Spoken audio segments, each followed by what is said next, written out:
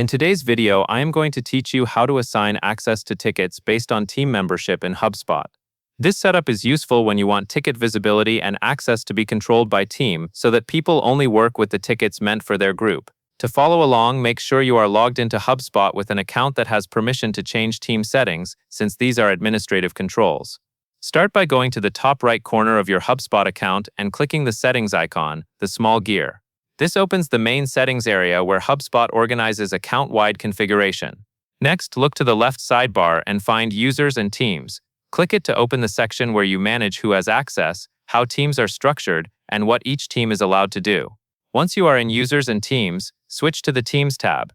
Here you will see the list of teams that exist in your account. Select the team you want to control ticket access for.